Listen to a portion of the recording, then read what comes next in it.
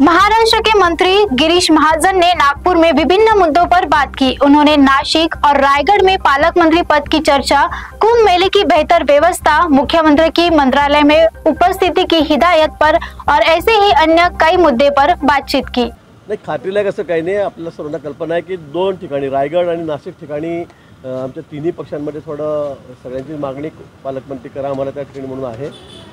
माझी आधी घोषणा झालेली होती, पण पुन्हा मुख्यमंत्री महोदयांनी नाशिक आणि रायगडला ते दिलेलं आहे। तिन्ही नेते आमच्या त्या ठिकाणी चर्चा करतायत, बोलतायत। मला असं वाटतं लवकरच हा तिढा सुटेल। हे खरं आहे की गेल्या वेळी पालकमंत्री मीच होतो, कुंभमेळा मंत्री मी होतो। आपण बघितलं किती सुरक्षित, किती सुंदर, किती स्वच्छ असा कुंभमेळा मागच्या वेळेला आपण केलेला होता।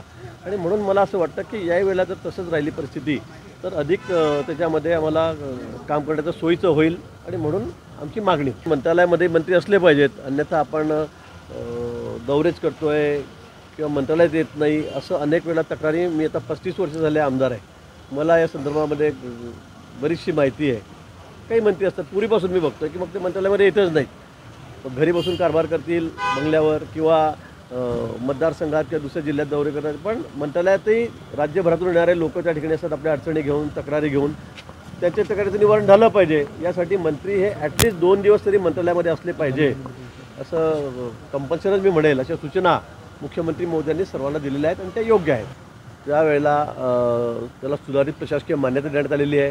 जवळपास 20,000 कोटी रुपयाची सुप्रमा आपण त्या ठिकाणी दिली आणि त्यामध्ये हे सगळे बुडीत गावं आहेत। लँड ॲक्विजिशनचा प्रश्न आहे, अधिग्रहण करण्याच्या जमिनी त्याचाही प्रश्न आहे, त्याचे पैसे त्यात घेतलेले आहेत। मला वाटतं लवकरच, कारण आता तो वॉर लेवलवर देवेंद्रजींनी तर अतिशय वॉर लेवलवर हा विषय घेतलेला आहे, लवकरच हा प्रश्न त्या ठिकाणी सुटणार आहे। ज्यांना पैसे द्यायचे शेतकऱ्यांना, ज्याचे लँड ॲक्विजिशन झालेले आहेत त्यांना सर्वांना पैसे तात्काळ आम्ही त्या ठिकाणी देणार आहोत। आणि हा प्रकल्प अगदी आमच्या वॉर लेवलवर आहे, हा आम्हाला या 1.5-2 वर्षामध्ये पूर्ण करायचा आहे।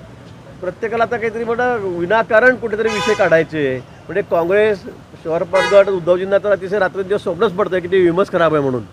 आता किती वेळा या विषयावर बोलायचं? लोकसभेच्या वेळेला कोणीच बोलले नाही आणि आता विधानसभेला लगेच जरा ईव्हीएममध्ये घोटाळा दिसायला लागलेला आहे। मला वाटतं हा विषय निकाली निघालेला आहे, या विषयाला तर कोणी महत्त्व देत नाही आणि लोकांचा या विषयाचा विश्वास राहिलेला नाही।